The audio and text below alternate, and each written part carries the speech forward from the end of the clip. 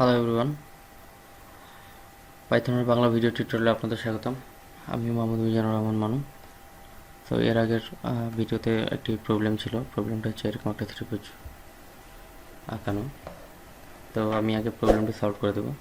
প্রবলেমটি আসলে এই ত্রিভুজটি এখন অনেক বেশি কঠিন না। আমরা যদি প্রিন্ট করে স্ল্যাশ ব্যাক স্ল্যাশ দিয়ে এটা প্রিন্ট করা পসিবল।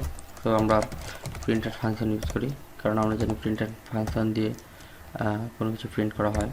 তো ডাবল কোটের মধ্যে আমরা যদি স্ল্যাশ আমরা ব্যাক স্ল্যাশ দিই, তাহলে আমাদের এরকম একটা আকৃতি আসবে।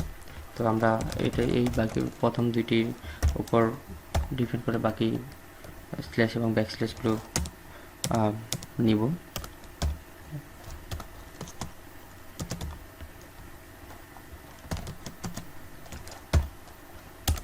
সরি,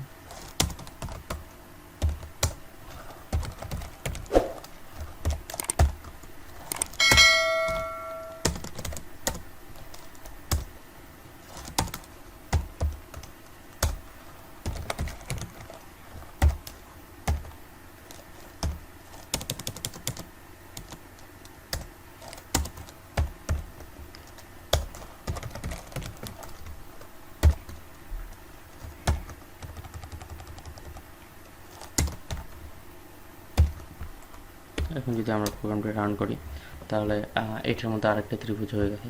অ্যাকচুয়ালি আমরা প্রিন্ট ফাংশনের মধ্যে ডাবল কোটের মধ্যে যাই দিব, সেই জিনিসটা আমরা এখানে পাবো রেজাল্ট হিসেবে।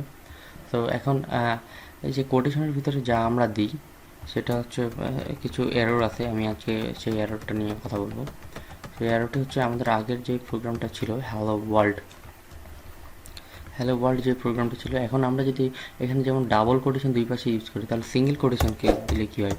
আমরা যদি দুই পাশে সিঙ্গেল কোটেশন ইউজ করি, তবু আমাদের প্রোগ্রামটি রান করবে এবং আগের মতো রান করবে। কিন্তু আমরা যদি একদিকে ডাবল কোটেশন এবং একদিকে সিঙ্গেল কোটেশন দিই, তাহলে আমাদের আর কি এরর দেখাবে।